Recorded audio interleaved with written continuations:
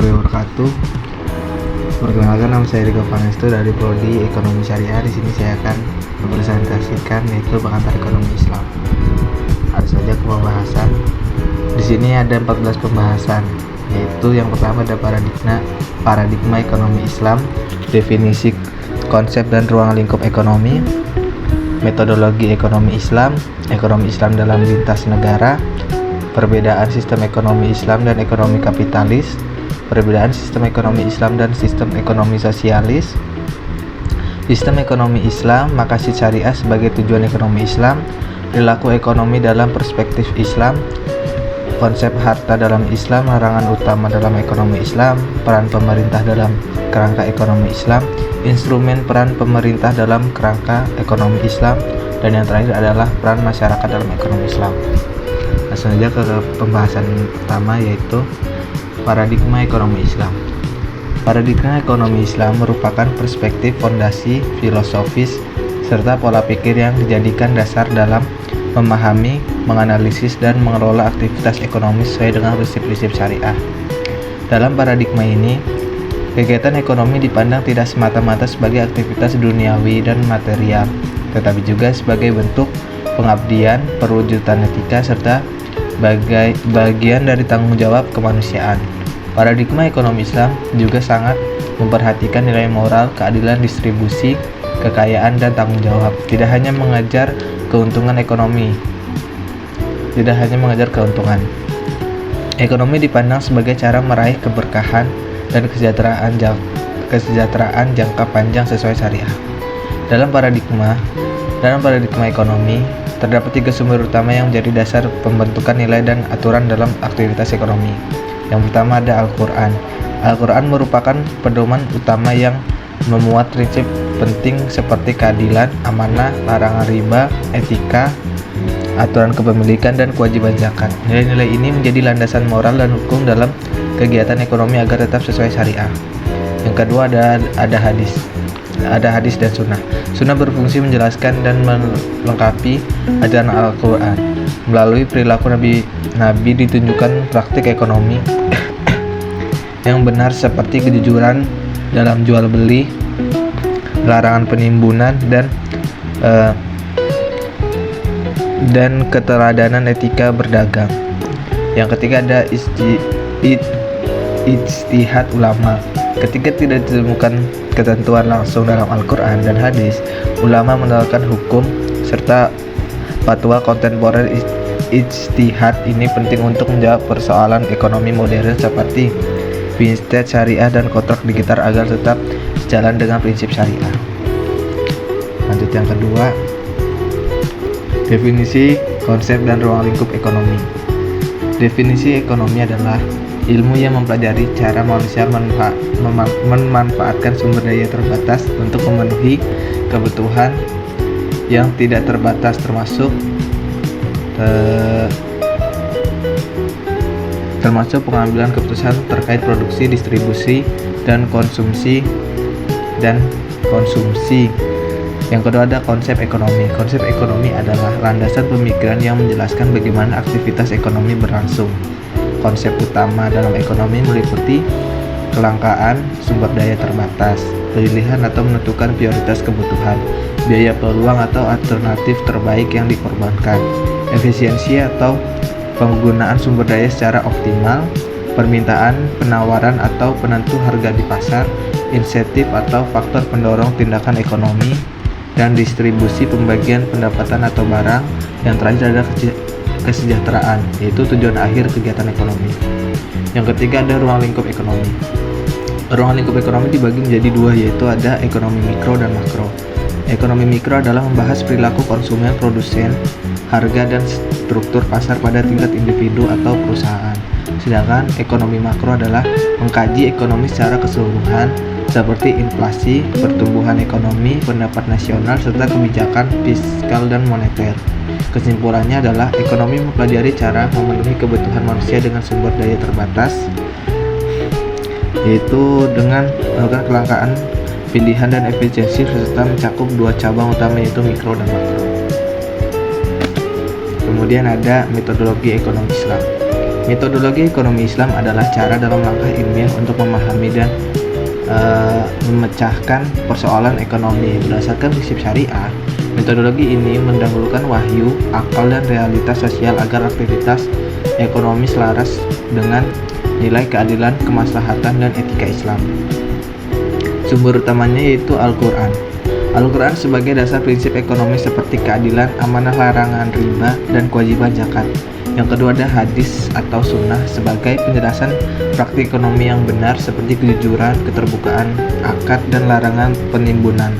Yang kedua ada ijtihad ulama, yaitu jika tidak ditemukan aturan langsung dalam nas, ulama menggunakan ijma, qiyas, maslahah, serta fatwa kontemporer misalnya dari DSN atau MUI untuk isu modern seperti perbankan dan fintech syariah.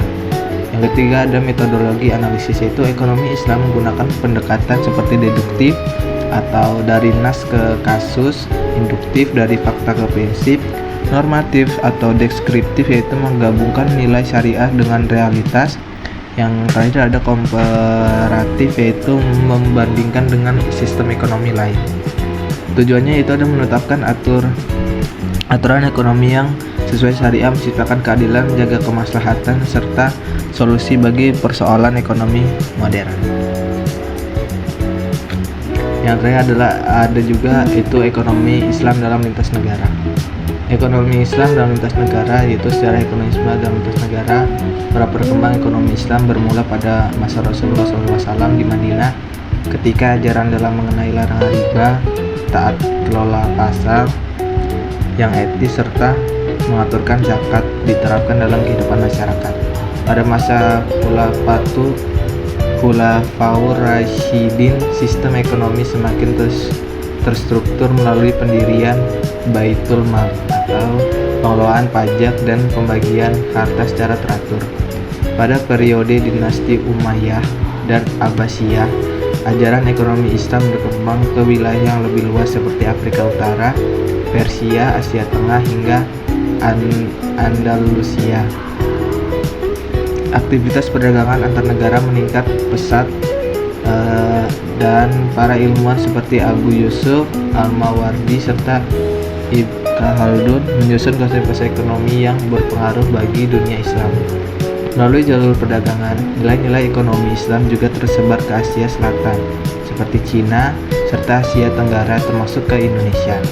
Daerah seperti Afrika Utara dan Andalusia, ekonomi Islam menjadi pusat kegiatan perdagangan dan pusat ilmu pengetahuan yang maju. Memasuki era modern, ekonomi Islam kembali menguat dengan lahirnya perbedaan syariah di Mesir pada 1960-an. Saat itu, prinsip ekonomi Islam telah diadopsi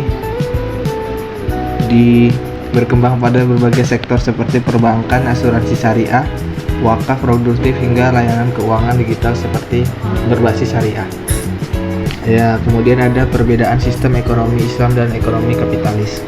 Sistem ekonomi Islam dan kapitalis memiliki perbedaan yang cukup signifikan pada aspek dasar, yaitu tujuan dan cara penerapannya. Ekonomi Islam berakar pada Al-Quran dan hadis, sehingga menonjolkan nilai keadilan, etika, serta kepedulian sosial. Fokus utamanya adalah mewujudkan kesejahteraan dan kemaslahatan bagi masyarakat secara menyeluruh. Sementara itu, ekonomi kapitalis berpijak pada prinsip liberalisme yang menetapkan kebebasan individu dan pencapaian keuntungan sebagai prioritas utama. Dalam ekonomi Islam, kepemilikan pribadi tetap diperbolehkan tetapi dibatasi oleh ketentuan syariah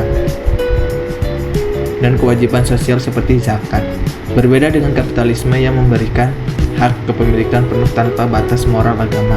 Mekanisme pasar dalam Islam diizinkan namun harus berada di bawah pengawasan agar terhindar dari praktik riba, penipuan, dan tindakan merugikan lainnya. Sedangkan kapitalisme cenderung memberikan pasar berjalan secara bebas dengan inflasi negara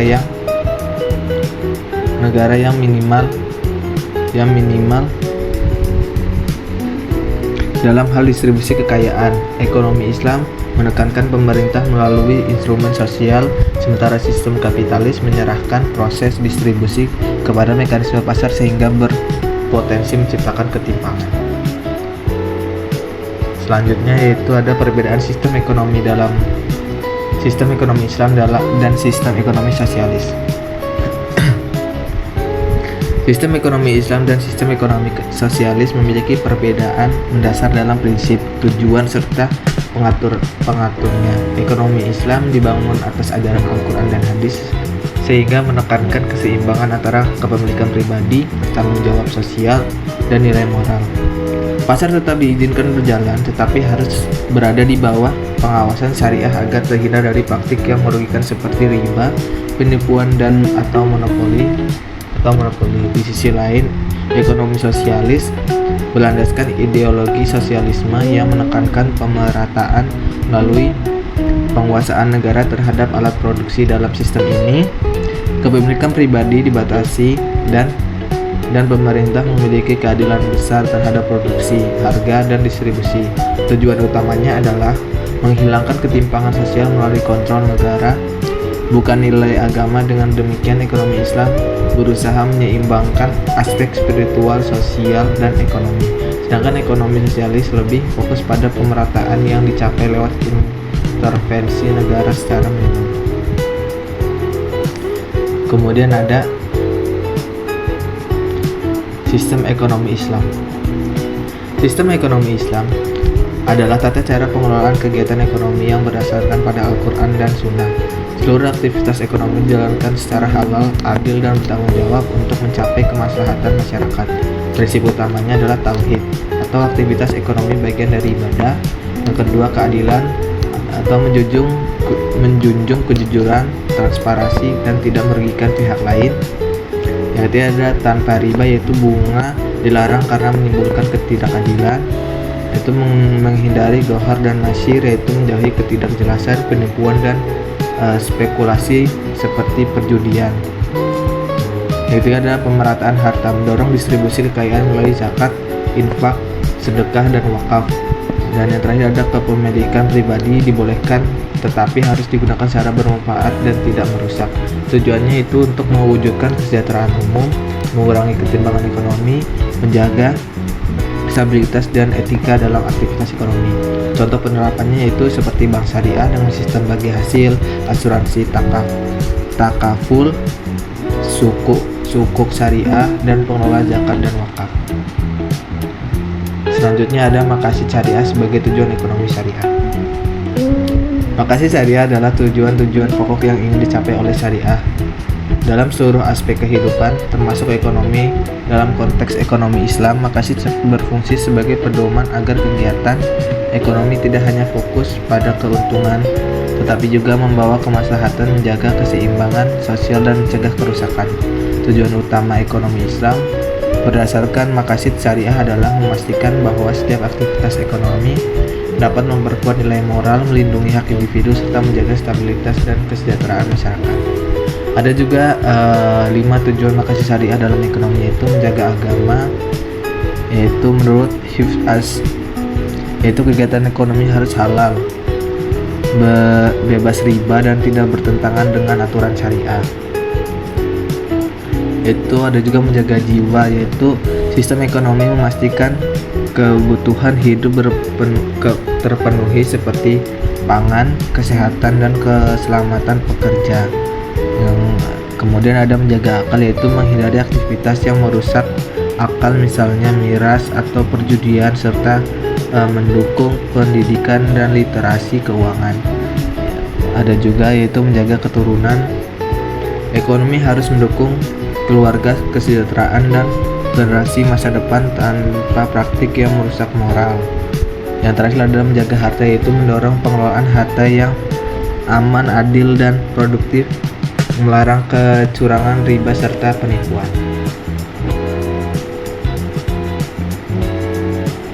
Kemudian ada perilaku ekonomi dalam perspektif Islam. Perilaku ekonomi dalam Islam menggambarkan bagaimana manusia memenuhi kebutuhan hidup dengan mengikuti aturan syariah. Islam memadukan aspek keuntungan dan nilai moral, keadilan, dan tanggung jawab sosial. Yaitu yang pertama ada berbasis halal. Setiap aktivitas ekonomi, membeli, menjual, memproduksi harus sesuai syariah dan bebas dari riba. penipuan atau spekulasi serta transaksi yang dilarang. Yang kedua yaitu mengutamakan keadilan. Islam menuntut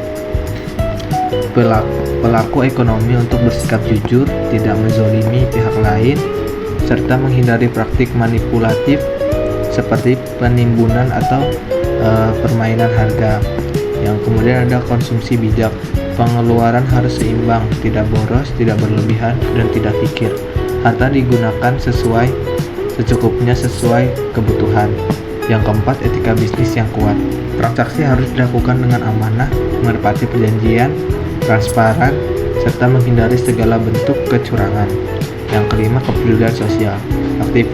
Aktivitas ekonomi tidak hanya untuk kepentingan pribadi, tapi juga memperhatikan manfaat bagi masyarakat melalui zakat, sedekah, infak, dan wakaf. Kemudian yaitu keseimbangan dunia dan akhirat, yaitu keputusan ekonomi dipandang sebagai bagian dari ibadah sehingga setiap tindakan harus mengarah pada keberkahan dan keuntungan akhirat.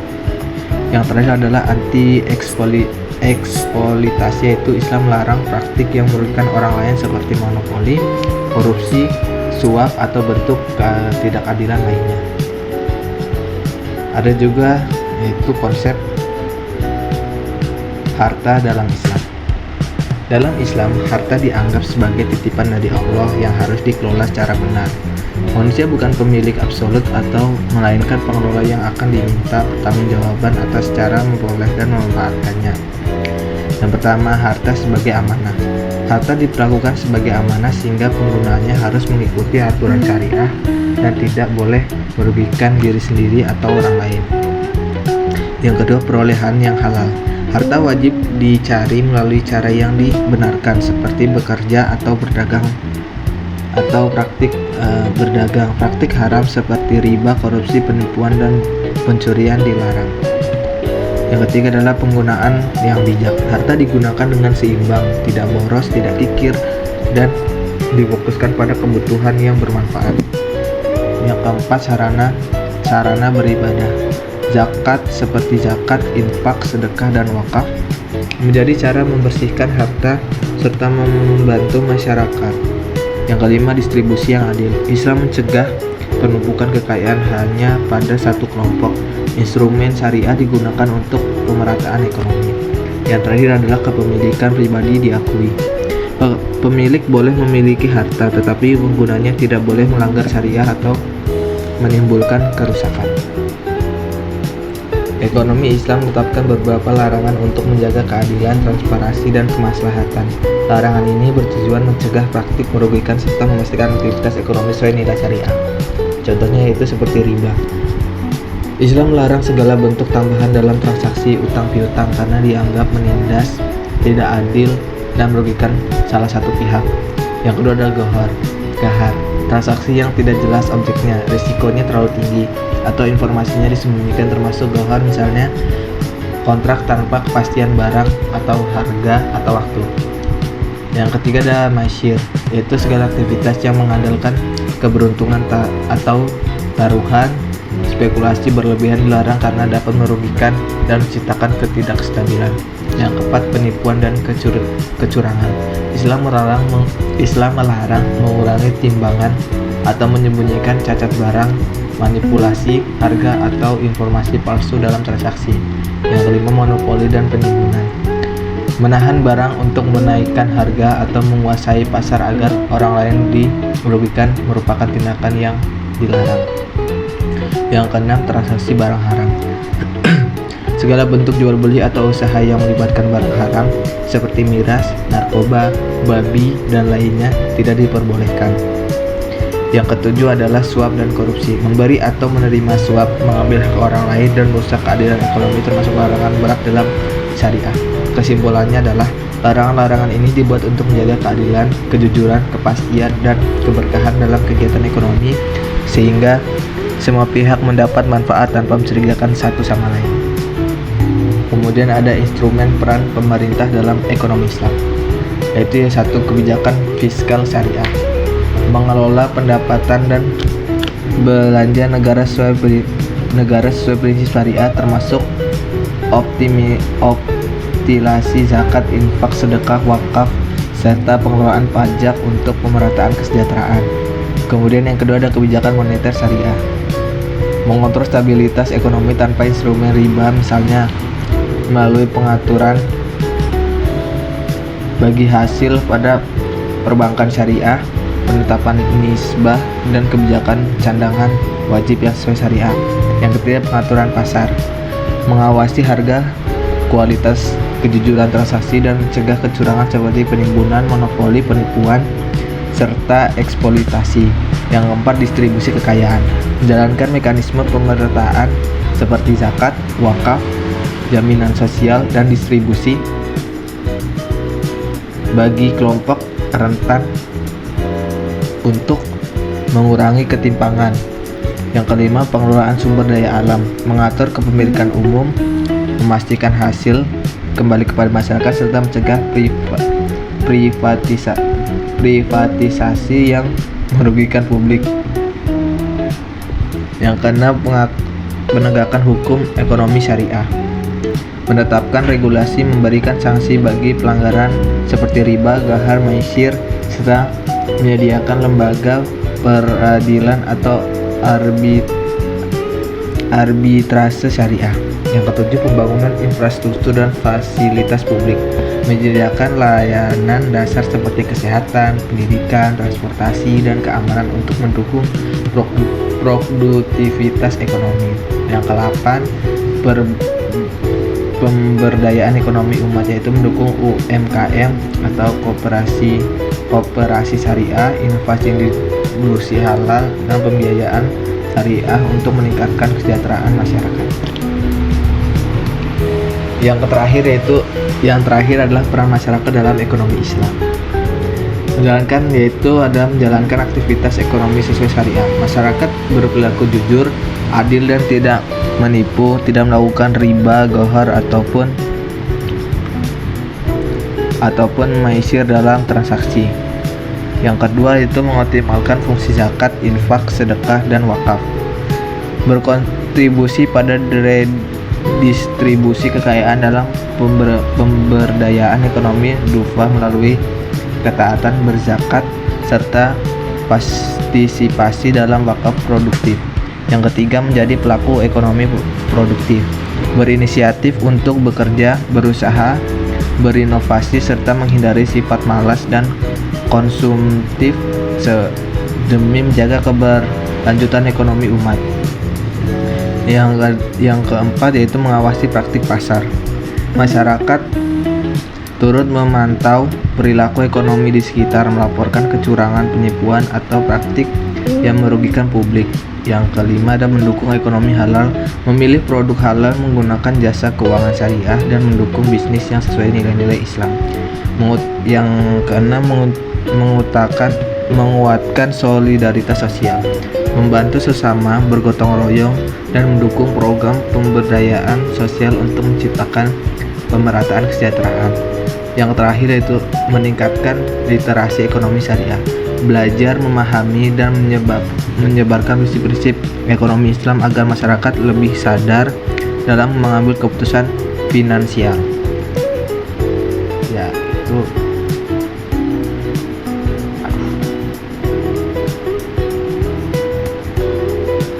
kesimpulannya adalah ekonomi Islam adalah sistem yang berlandaskan Al-Quran, hadis, dan prinsip syariah yang menekankan keadilan, etika, dan kemaslahatan masyarakat. Sistem ini mengintegrasikan analisis ekonomi dengan nilai moral dan keberlanjutan sosial, serta diterapkan secara global melalui perbankan syariah, sukuk, asuransi, takaful, dan manfaat wakaf produktif. Berbedanya dengan sistem kapitalis yang berfokus pada keuntungan individu dan sistem sosialis yang menekankan kepemilikan kolektif, ekonomi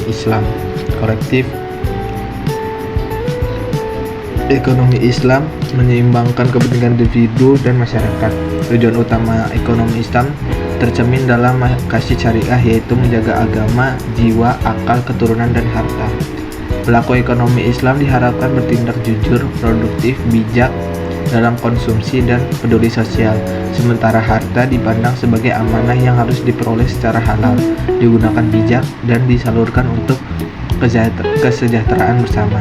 Larangan utama seperti riba, gahar, maisir, penipuan, monopoli, transaksi haram, dan korupsi menjaga keadilan dan stabilitas ekonomi. Pemerintah berperan dalam mengatur syariah, menegakkan hukum, melindungi konsumen, mengelola sumber daya, dan mendorong kesejahteraan, sedangkan masyarakat berkontribusi dalam menjalankan ekonomi halal, mendukung bisnis halal, dan mengawasi praktik pasar. Secara keseluruhan, ekonomi Islam menekankan keseimbangan antara keuntungan, moralitas, dan kemaslahatan sosial sehingga terciptanya sistem ekonomi yang adil, berkah, dan berkelanjutan. Ya, itu sekian dari saya. Jika banyak kesalahan atau banyak tidak jelas, saya mohon maaf ya sebesar saya undur diri. Wassalamualaikum warahmatullahi wabarakatuh.